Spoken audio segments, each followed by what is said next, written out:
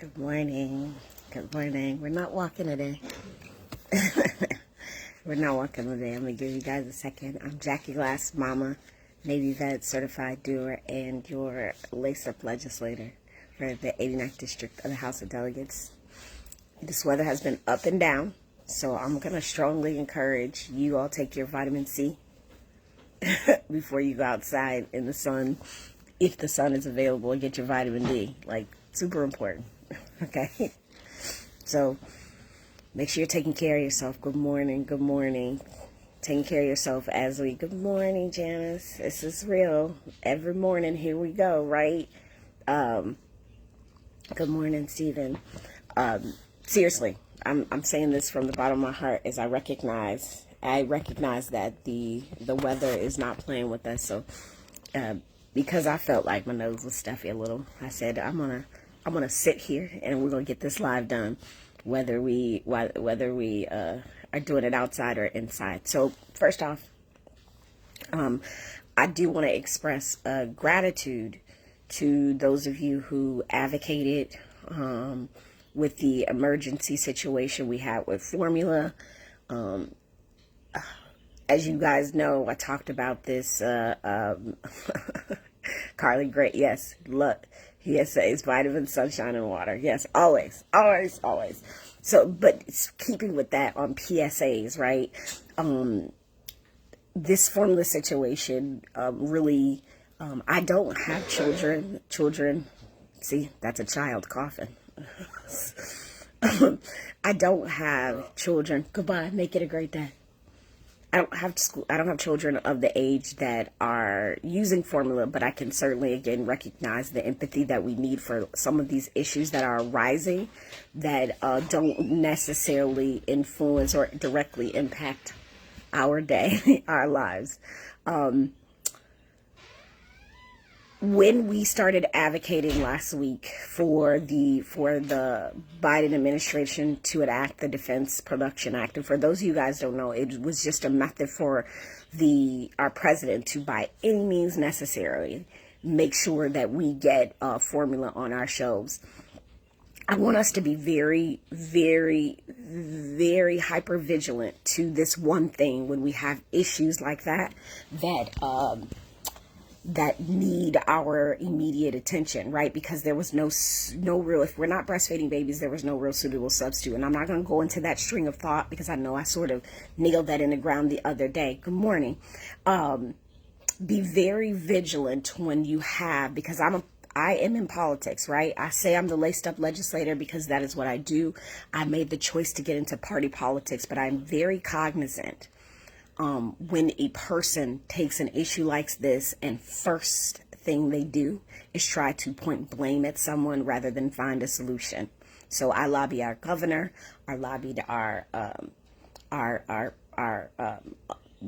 colleagues, I lobbied whether they were D's or R's, everyone to say, like, this is a real issue and we don't want babies in Virginia or in the United States going hungry because of formula. And I will tell you, what I saw was the immediate. I was happy to see our governor put something out, but I was very disappointed that the first hinkling was to point at the failures of an administration, when really this was not the Biden administration didn't contaminate Abbott's formulas factory. They didn't do this. Could the FDA have responded quicker, right, and gotten involved? Yes. Could that agency as a whole done a better job when someone whistleblowed? Absolutely. But what I don't like to see is when we're it's like having a hurricane. It's like a hurricane coming through and messing up an entire block and us saying, hey, y'all, we've got to get this block back together. And someone saying, well, what's bad is whoever the civic lead person was in there should have told all them people 5 times that the hurricane was coming. Like, that is unacceptable. Like, we take care of people. And in this world where all of us are working in a way where partisanship is like it's a way of life. Our kids are seeing it. I was at a school the other day, and a little kid wrote me a letter and asked me, "Are you a Democrat or Republican?" And And I responded to his letter because those are the kinds of, this is a fourth grader. So like these conversations are having us diverge from the root and the sources of problems and actually working towards solutions for the sake of partisanship. That's not me. I will call it out when it is. I was very, like I said, I'm going to say I was very disappointed that when our governor put out a statement, the first thing what he did was let me blame the Biden. I have a problem with that, right? I have a problem when anybody does it, whether they wear the same party or me is not. However, I digress on that because I just want us to hold that in our hands as we try to do work with people that don't have the same shared values as us, because we don't really we live in a world where it's just not going to happen. We have to work with people that think differently or have different points of views or lived experience than us. But the end result of people taking and saying, you know what, you're the leader, I need you to do something. And not only do I need you to do something, I need you to do this. This is, now don't knock me for coming with a solution, but he did enact the Defense Production Act. And so there are U.S. airplanes that are going to go to other parts of this world, get formula, and bring it back to our shelves. Manufacturers are going to get get priority on the raw materials, because I see a lot of folks say, hey, Biden create this problem, now he's fixing it. What is going to happen, or the fact that he enacted the Defense Production Act. So the question is like, well, what factories are ready to make formula right now? Well, like I said before, we only have 4 manufacturers in this country. So 3 other folks have the capability of getting going right now, right? Getting the materials, tool parts and materials to get this up. Good job to the masses, right? I just wanted an explanation point on that. We did something. We did a thing this week advocating, but also we're not going to take real problems and make them partisan before we solve them. Okay? That's it. That's all. So moving from, let me see if I have any more national stuff. Yes, I do. Y'all helped me this morning. Oh, so nationally also, like I'm taking national, going down to keeping with national news. Understand COVID, y'all, like as we sort of work together as a team and we in the same spaces, we have to remember right now COVID is not playing with us. Our numbers are up. I'm going to already encourage you guys to go out and get your free tests. While I'm sitting here, I'm going to look for the link to the free, like, I need you to get your free tests, okay? Like, have them at home. Go ahead and order them, because you can sometimes now think you got a little cold if you've gotten your shots and things like that. If you haven't gotten boosted, it's an opportunity to do that. I hope that we've moved away from, not recognizing that COVID was a real thing and is a real thing. We are at a point where we're now, whether we're vaccinated or not, still being encouraged to wear a mask. I know that I sort of go, depends on where I'm at in a situation. Sometimes I have my mask, sometimes I don't. But I did yesterday just start making sure that I carry my mask with me. Thanks Vince for putting that link in there. Vince is going to put the link in there for the free tests. So maybe if you haven't got them, you've got family members that may need to go ahead and get their free test and have them in the background, then that would be perfect, right? Because this is about taking the information that we share here and then also sharing it along. So I encourage you guys, if you have anything you want to drop in the comments, any questions, comments, concerns, news, things you think the public needs to talk about. Remember, this is our opportunity to information share. While I know I'm doing a lot of talking, but it is an opportunity for us to information share. Yeah. Okay. Let's plop down to what's happening statewide. Like I said last week or this week, we got news that we'll probably be back up in Richmond June 1st, which is really important as we try to work towards getting this budget done. What is going to happen is they have to give us, and this is explaining how the process works, to go back up there to work on legislation. If you weren't with us during a session, we have to have on our calendar, and what our calendar is for the state level, calendar for the legislators. Our calendar essentially tells us what we're going to be looking at. That calendar has to be made available for us for 48 hours before we can actually vote on something. So someone can't just be like, hey, I want to bring this bill up. Go ahead. Let's go vote tomorrow. Yeah. Thank you, Dale. I appreciate that. We have to have that on the calendar for 48 hours, right? So as soon as that gets posted, I imagine it would be sometime next week. That they'll get next week or the week thereafter, because I think the week thereafter, if that's tomorrow, if Friday is Saturday is the 21st, 28th, 29th, 30. So the latest, at the latest, the last week of May, right, Monday or Tuesday, then that will still put us on a timeline to be up there in June 1st. Why is it important to know about the calendar and it being on the calendar for 48 hours? Because as soon as this budget comes out, and I don't know, I left my budget bill in the car because I was in with a bunch of fifth graders yesterday, showing them the budget bill that's this thick in one book and this thick in another book, right? It's a huge bill. It gives us the opportunity to look at the things that we were advocating for, to see if that money is actually in there before we vote in on the budget.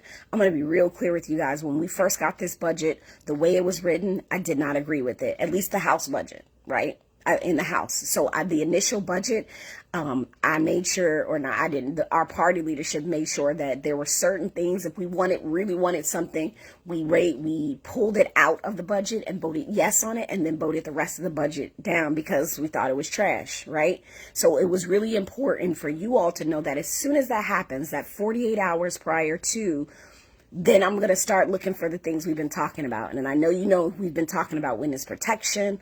We've been talking about making sure that we're not funding our schools with imaginary money. Like, there are really specific things, and that'll give you and I the opportunity to walk through this. So when it happens, I'm probably going to drop the link to where we can look at the budget, guys, so where you can look at it, and then you can come here, and then I'll probably just do a talk specifically here where we can talk about the budget, right? What did you see in there? And what's really great is, like I said yesterday, I did 4 fifth grade classrooms talking about what it looks like in the General Assembly. And as soon as I got to the budget piece, I'm going to tell you, those kids pierced that book open and were like, how are we paying for this? How do we pay for this? And, that's the thing, is that I know that as we get older as adults, we may lose a little bit of our curiosity, but I want you to gain a little bit of that curiosity back as we start talking about how things are funded, right? So that's a big piece there for us at the state level. And again, do not hesitate to drop questions in the chat, or if you have any questions about that piece, as I learned too, right? Remember, I'm on this journey with you. We've been at this for 4 months. I said it's been 4 months since we sworn in. So there's the work there. Also, let's not forget too that we will be having those policy work groups. So if you find, as we're talking about budgeting things, that you're like, hey, I'm really interested in like doing policy on X, Y, and Z, still go sign up for the policy work groups on delegatejackieglass.com. Cool? Sound good? Sound great. All right. Coming down to local news, it's sort of keeping in line with that money piece, right? I'm really going to be looking for that witness protection money, because what really made me go after that money was the fact that I kept seeing that article, and I keep it in my purse, and my purse is over there. I would get it, that said no arrests made, right? We had a problem where we can't get people to court, or we can't get people to say a person was a suspect. We've had a witness protection program since 1994, and it had never been funded. I thought that was ludicrous, which is why we started working really hard to get money for the witness protection program. And we've got a tiny bit, and that's the important thing about working with people that don't necessarily share your values, is that we got enough money for the witness protection program. At least we'll see when the budget comes out, to say that we funded an opportunity but not funded a solution. And that happens with a lot of things, right? People do this all the time. They give a little money and say, for the first time, this is what's going to happen. For the first time, we have funded the Witness Protection Program since 1994, for the first time ever. But that's not enough money to really have a full comprehensive program or even, figure it out. It's like $600,000. And I know that, yeah, that's not, when it comes to our budget, that's nothing. But we didn't fund it so that it could actually be a solution. But we're going to do what we're going to work. Our Commonwealth's attorney here in Norfolk, who is an amazing advocate for us, right? Whether it's Richmond or here, was whether we're going to work really hard to educate, advocate, and try to get some wins with this money. Okay. On the newspaper was Sierra Jenkins, right? Like, there was no arrest. Nobody saw nothing. And then just yesterday, the police arrested a suspect. And I think that's something that we can all kind of be, at least it doesn't make me rest easy, but it helps me, I'm saying personally, and hopefully it helps you in a way where, that we're able to give folks, and I'm hopeful that this is the right person and that, whatever justice looks like, that it happens in her situation. Keeping with that shooting happened back in March, right? March, I think the week we came back, is that what's happening in our backyard, y'all, like, for facts, right, is we are recognizing that, indiscriminate shooting is an issue. It's more than just an issue, and recognizing that we are having conversations not just about it here locally, but at the state level. Our governor launched a task force for violent crime, but I want you guys to understand something, like, for real, right? Like, this is where I think when we don't bring people in communities into conversations that are directly dealing with this, because we're investigating, right? We're seeing the problem, is that, to be quite honest, in the Commonwealth, I think violent crime was down by like 1.9%. So violent crime in the Commonwealth was actually down.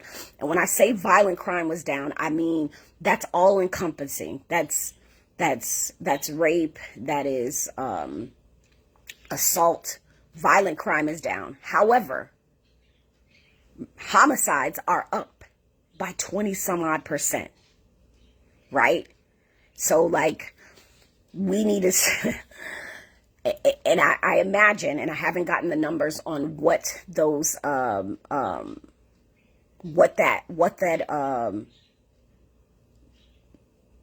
numbers are like with those homicides that are with guns. But I imagine we have to start having conversations about something. Somebody's already there. About Vince. Vince just asked, any thoughts on encouraging local government to declare gun violence a public safety issue? Absolutely, right?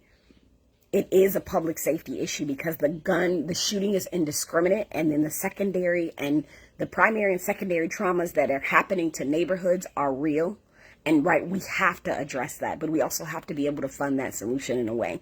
And so I think that there's going to be something to your question, Vince, since we have right now an administration, to get them on the right path of talking about crime, right? Not in enforcement, but in holistic, community-based solutions. If we're going to stray this executive administration who's talking a lot about crime, and I think y'all got to pay attention. They're talking a lot about crime, but it's going in a direction that's going to go back to mass incarceration. So we've got to keep them on the path, just like what's happening in Newport News. Look, Newport News just started a youth court. We have to treat this for what it is, and not only get local officials looking at this issue as a public health emergency, but our state level folks, because 20-something % increase, that's a heck of a lot. And we know all of the like I said, the primary and secondary trauma that is happening in communities because of this. On top of that, after having a conversation, I won't say this much. I oftentimes talk with people in leadership about what this looks like, and they tell me about communities where there isn't a lot of violent crimes across the Commonwealth and how it's different. But what the stark difference that we see is a lot of the things that you all in our communities are talking about with crime is they have resources. They have a Boys and Girls Club. And I mentioned to one of the other day, they were like, well, the Boys and Girls Club. I said, well, our Boys and Girls Club officially is now luxury lofts. Right. So if we're going to talk about these things that are happening in other parts of the Commonwealth that don't have the same issues as Norfolk, let's talk about how they're resourced and how we resource people like us. So with that, I will say, when this budget comes, we will be looking at a Senate bill, House Senate bill for 425, I believe it is. It's a Jennifer McClellan Senate bill that talks about providing funds to organizations, and I'm going to pull it up so that I make sure that I get this all right for you all. I need y'all to understand that a lot of our organizations here, sometimes that are doing really great work, have not formalize themselves, right, as either a nonprofit or an LLC. So if you've got a community organization that you think they're doing a really great job with mitigating violent crime, then I need them to be ready to get some of this money that's going to come down to help do the good work, right? If they're not ready, if I'm screaming, right? I'm screaming to our state electeds, right? We need we need resources to do all the things that you say mitigate crime. And we've got the money and we've got the money to give to some of these people that are out in our community working, but they can't accept it because they have not formalized and they cannot quantify, right? Or qualify the work that we're doing. We're going to have a whole problem. So I need you all's help with this because I've talked to a couple of organizations. I said, show me your data-driven results. Show me your results. And if they can't do that, we got to connect them with the NSUs and the ODUs and the consultants of the world that are willing to help them understand how to quantify their work, because that's the only way that we're going to get this money that's trickling down. That is the only way, because this particular set of people at the executive level, they are guided by numbers. And the thing about people that are only guided by numbers, we have to tell the story behind the numbers, right? And so that's what I want our organizations here to be able to do. So when I have on True Comeback, right? True Comeback is an organization really looking to mitigate school attendant, like absences, right? They can quantify the work that we're doing. So when I'm saying, hey, here are my top 5 organizations working on the ground in Norfolk, and here's their impact on crime, I would like them to be able to get some of this grant money. They already put in for it because we're going to help them put in for it, but I will go back and double back and advocate. But you've got to be a legit entity. Get their 501c3, get their LLC, however they want to structure themselves, and they've got to be able to quantify or qualify how they're changing in our backyard, right? I don't care if it's litter pickup. You can tell that sometimes the look of it, we pick up litter and here's how crime has decreased, because it is also a culture thing. So if any organizations, you can send them my way. And I will make the call and say, are you ready? But I just don't know all of the organizations doing all of the work, which is why I'm leaning into you all to make sure that we do this and that we do this right. Yeah, our youth need an outlet. I agree with you, Scott, is that our youth do need an outlet. And you got people like, what is his name? He does a lot of work at Sherwood Forest, and Matthew, I do not want to misspeak this thing's name, but it's like play in Norfolk, like play for Norfolk or something like that. And he does just that. All he does, crafts, arts, typically at Sherwood Forest Rec Center. Great organization, great mission doing just that. Because what is not going to be able to happen is, I'm just going to tell us this, and we're going to be really honest with ourselves, is that our local government's got a lot of stuff to pay for, and right now this sort of stuff has not been a priority. So I'm saying at the state level, we are talking about crime in a way that we are legislating specific monies for it, and providing opportunities. I'm going to check the budget for it, right? But what I need you to also understand that as we at the state level talk about this, we do have people with different values for us that think that violent crime mitigation is enforcement, not resources, not what we're saying here, what we know to be true. So I need y'all. I need your help on that. I'm getting the, hey, check your time, because we only got a couple more minutes together. And I'm just trying to make sure there's nothing else that I wanted to hit on, right? Like I said, the indiscriminate shooting, the suspect at MacArthur Center, across Huntersville and Berkeley and Little Creek Road, right? 20 shots, y'all. Yes, this is not just Norfolk, but we care about our backyard. And we've got to shift the culture. And I want to help shift the culture with people that are working on the ground. I want to advocate. Help me get these people ready for this money. Because I'm telling you, I will have a lot to say if and when this comes down and we don't have people ready to accept it. So I'm going to say by June 1st, I would love it. Just email Del jglass at house.virginia.gov, the community organizations that you know are doing good work. And if you have a point of contact with them, reach out and say, hey, if you were able to get grant money, are you able to tell us your impact, right? What's the return on community investment? That's important. Okay. What else?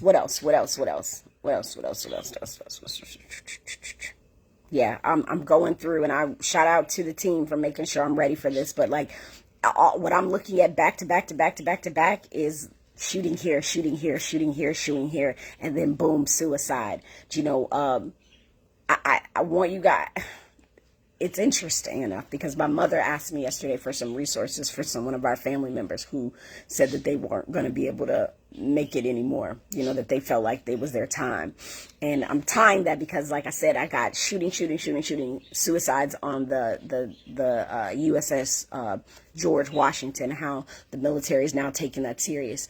We've got to do a better job in our own backyard. And I know that there has been a stressful relationship between the military and the locals. It's a love-hate relationship. We love that you are added value as far as economics here, but also there's just like, there used to be signs, someone told me back in the day, that says, sailors, stay off yard. There's this, but these people are a part of our ecosystem, right? We are a city of the from here's, the come here's, and the passing through here's, right? And I think that collectively, if both on the local and the state level, we can be better at taking care of all of the people, the come here's, the from here's, and the passing through here's with the resources that we have, because there are some both federal and state resources to be present for these folks, all of us. Then we've got to use them wisely, but it is going to take a collective effort.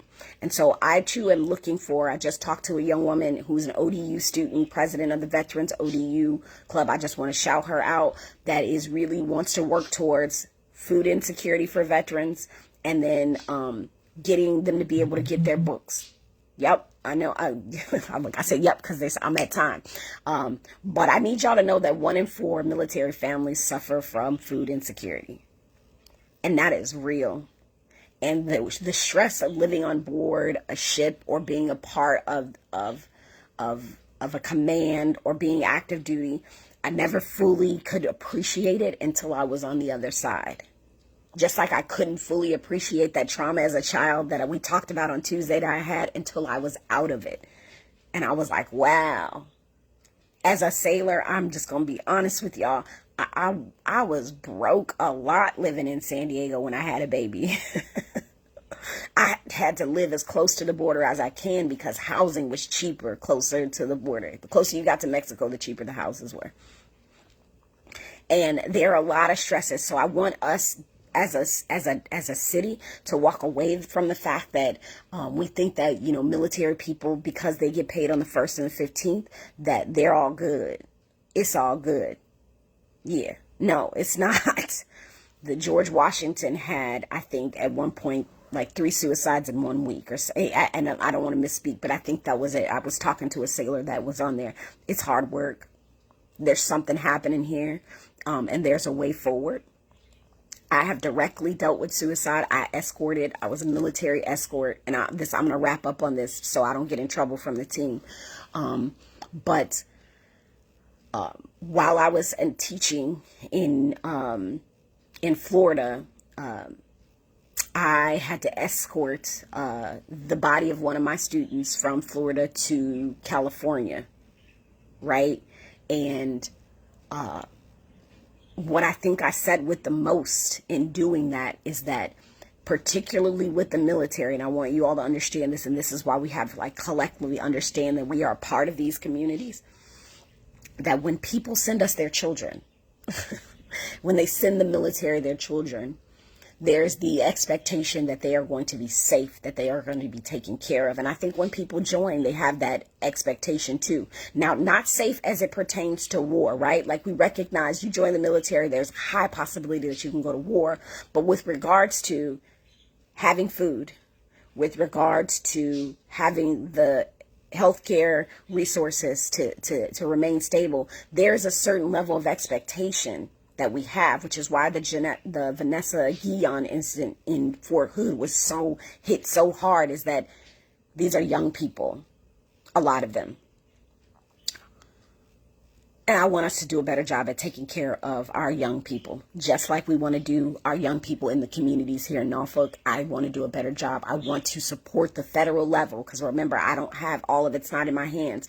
I want to support the federal level in doing a better service to the young people that come into our care, and also the transitioning people, because telling you firsthand, leaving the military has its own set of trauma, and it is a mourning process, because unfortunately you lose a lot of camaraderie, a lot of support of people with the same. It's like losing brothers and sisters. Okay. So with that, I would say is that as a community, we always can do great and be great and do better and be better. And I think we're walking towards that. But like I said, on this road that we're taking, where we're at the state level, UI in this office, it is going to take a collaborative effort. So here are my go-dos, or my so what, now what, right? So what, now what? Here's what I need you to go do. My go-dos are, I need organizations working on the ground here in Norfolk that are doing things that would mitigate crime, whether that is like working within schools, that is working with youth, that is working with parents, right? I also am looking for organizations that are doing work with conflict management, because I think there's some work for us to do there, right? When we see this indiscriminate shooting. So I'm leaning into y'all. It's all encompassing. And to the point earlier, I'm going to look at trying to put together something to advocate for, right now, gun violence being a public health emergency. We'll see what that looks like. I'll chop it up, talk to the team, see what that looks like, so that we all can get pushing on something. So with that, I am Jackie Glass, because we got this together. I'm Jackie Glass, Mom, a Navy vet, certified doer, and your laced up legislator for the House of Delegates, 89th District. I am hoping that this Thursday you are able to make it a great day, and that this Saturday I see you at our first Norfolk Can Fly event. Okay, you want to talk about stuff? It's free. It's free. It's free. Bring your family, bring yourself, because it'll be cool stuff for adults too. It is on Eventbrite, Norfolk Can Fly. And realize you do not need to, we want you to RSVP because we just want to have a head count. But if you just show up, because we know that's how people here do. If you want to just show up, right? Even if the number is gone, come on. Come get some of this. I think the first 20 or 30 people will get a free t-shirt that show up. Depending on what we got, we want to thank our partners, Piedmont Airlines, which is a subsidiary of American Airlines, AIM, the Aviation Institute of Maintenance. They're a partner, Commonwealth Aviation. This office, we doing stuff. So many different partners, women pilots, y'all need to be there. You need to be there. It's going to be a whole experience. 10 to 2. All right. So if I don't talk to you on Tuesday, I will see you on Saturday. All right. Until then, you all make it a great day. And I'm saying it again, vitamins, sun, and water. You are a flower. You need all of these things. Okay? Take care.